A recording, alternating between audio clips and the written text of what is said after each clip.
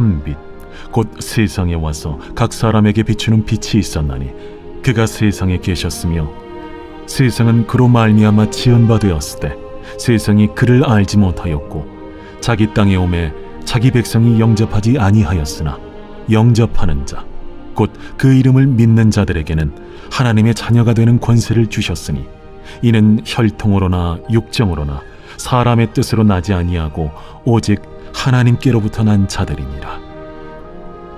말씀이 육신이 되어 우리 가운데 거하시매 우리가 그의 영광을 보니 아버지의 독생자의 영광이요 은혜와 진리가 충만하더라.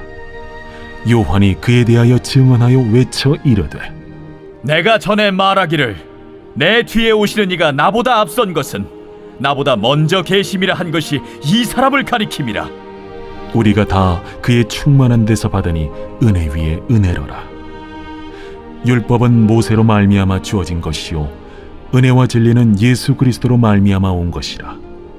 본래 하나님을 본 사람이 없으되 아버지 품속에 있는 독생하신 하나님이 나타내셨느니라. 할렐루야. 새해 복 많이 받으시고 더욱더 복된 한 해 하나님이 새로운 비밀과 또 새로운 기적과 이적을 이루시는 그런 하나님의 해가 되고 또 그 가운데 함께하는 하나님의 백성들이 되시기 존귀하신 예수님으로 축원합니다. 이제 2025년 시작은 이제 요한복음으로 시작됩니다. 요한복음은 예수님의 제자인 사도 요한이 주후 85년에서 90년쯤 사이에 기록된 책으로서 예수님이 그리스도이신 것과 예수님이 바로 하나님이시라는 것을 증거한 책입니다. 요한이 요한복음 쓸 당시에는 마태, 마가, 누가복음이 이미 있었습니다. 그래서 새 복음서에서 다른 것들을 다시 중복하여 다루지 않았던 것을 볼 수 있습니다. 하지만 요한은 우리가 왜 예수님을 믿어야 하는지, 우리가 어떻게 예수님을 믿으면 어떻게 되는지를 증언하려 하였습니다. 그리고 요한복음은 약간 영적인 부분을 더욱더 신경 쓴 그런 책으로서 조금 논란이 있었던 책이기도 합니다만 그럼에도 불구하고 정경에 속한 것은 그 말씀이 하나도 새 복음서에 비해 더 풀이된 것 외에는 다른 것이 없었기에 그것은 정경이 들어갈 수 있다라고 정해진 거죠.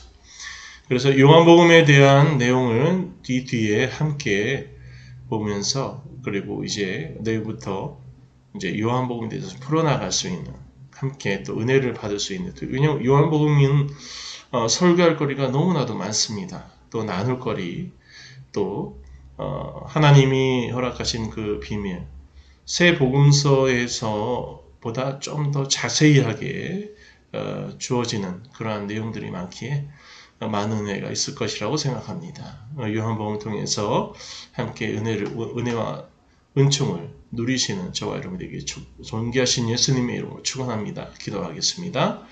사랑과 은혜가 충만하신 하나님 2025년을 맞이하여서 이제 요한복음을 통해 하나님의 말씀을 나누려 합니다. 사도 요한을 통해 허락하신 하나님의 축복의 말씀을 저희들 함께 나누며 함께 누리며 살아갈 수 있는 주의 종들이 되게 축복하여 주옵소서. 예수 그리스도 이름으로 기도합나이다. 아멘.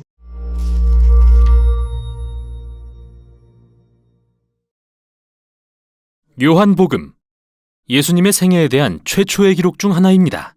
이 책의 끝부분을 보면 저자가 예수님이 사랑하시던 제자로 불린 그분의 가장 가까운 제자 중 한 명이라는 걸 알 수 있으며 그는 실제로 이야기에 여러 번 등장하죠.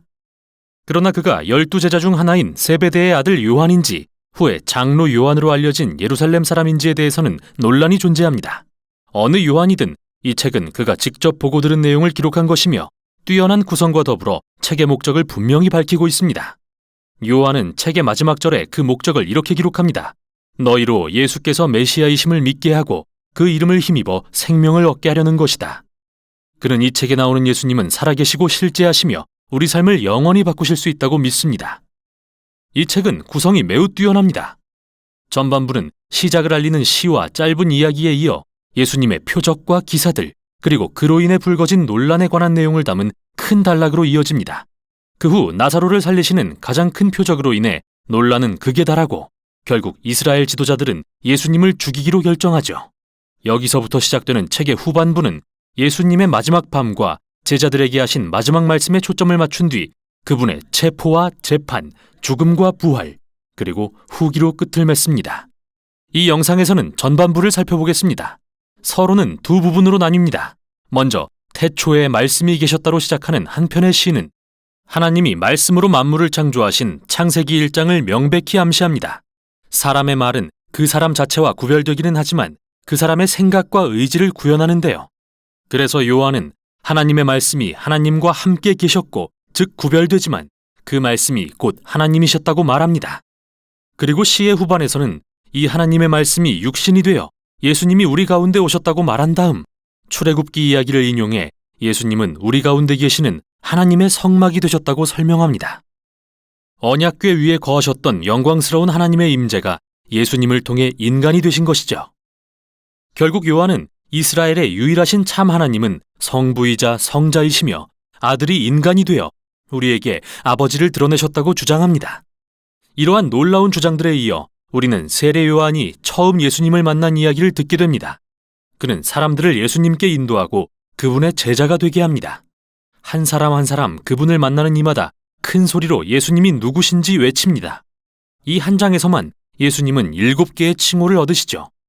이는 요한복음의 구성에 숫자 7이 즐겨 사용되는 것을 보여주는 한편 그 자체로도 하나의 주장이 되는데요. 완전한 인간이신 나사렛 예수님은 메시아 왕이자 이스라엘의 선생이며 세상의 죄를 위해 죽으실 하나님의 아들이시라는 것이죠. 이는 예수님에 대한 엄청난 주장이며 이제 요한은 2장부터 12장까지의 이야기들을 통해 이를 입증할 것입니다. 이 이야기들은 기본 양식이 같은데요. 예수님이 표적을 행하거나 자신에 관해 어떤 선언을 하시면 언제나 오해나 논란이 발생하고 매 이야기의 끝에서 사람들은 예수님을 누구라고 생각하는지 선택해야 합니다. 첫 단락은 대표적인 4가지 유대 제도를 대하시는 예수님을 보여주는데 예수님은 매번 각 제도가 가리키는 실체가 자신이심을 드러내십니다.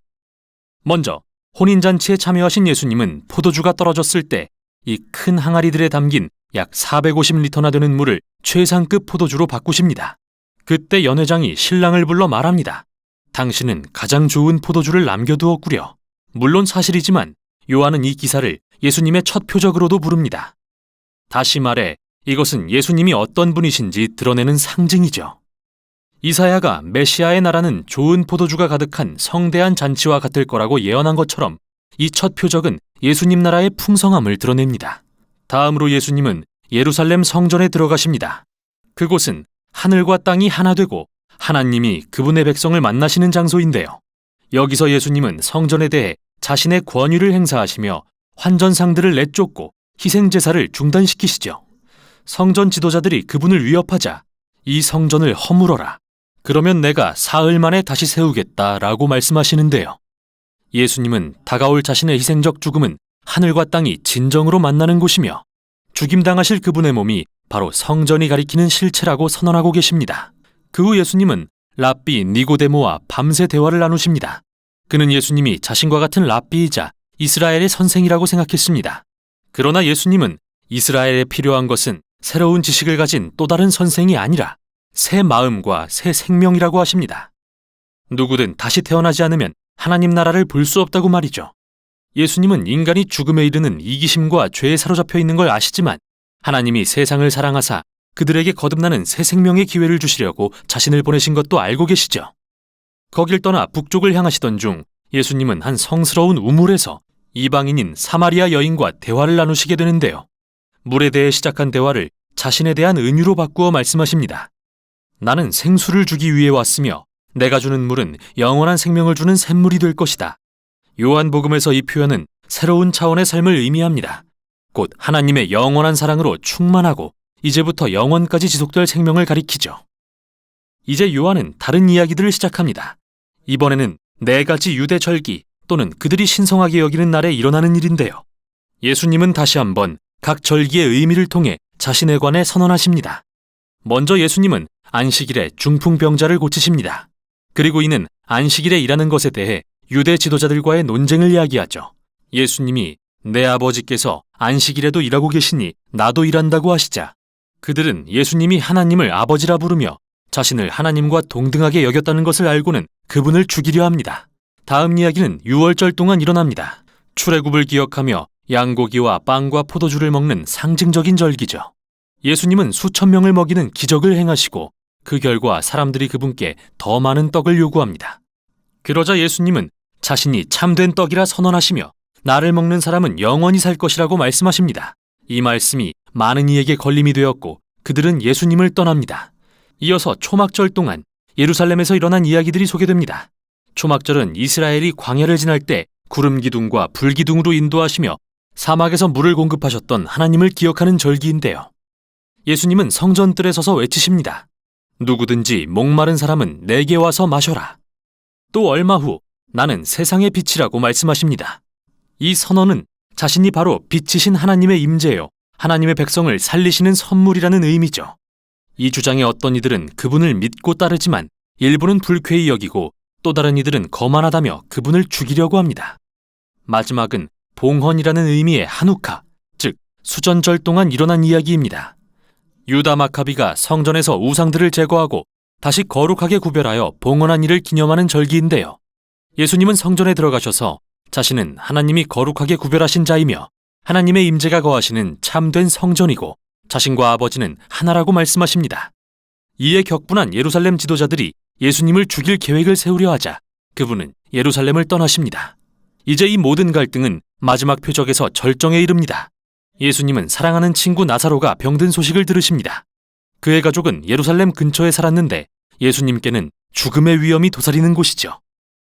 그곳에 가지 않으면 목숨을 보존하실 수 있지만 예수님은 나사로를 사랑하셨습니다. 그래서 그가 죽었다는 말에 그를 살리기 위해 가셔서 자신의 죽음을 무릅쓰고 그를 무덤에서 다시 살리십니다. 이 놀라운 표적에 대한 소식은 당연히 빠르게 퍼졌고 예수님이 예상하신 대로 이 소식을 들은 예루살렘 지도자들은 그분을 죽이려는 모의를 시작합니다. 이제 예수님은 지도자들에게 거절당한 이스라엘의 왕으로 예루살렘에 입성하십니다. 이렇게 요한복음 전반부는 예수님이 친구를 위해 목숨을 내려놓으시는 사랑의 이야기로 마무리됩니다. 물론 이것은 다음 영상에서 더 살펴보게 될 십자가를 향한 또 다른 예표입니다. 우선 여기까지 요한복음의 전반부였습니다.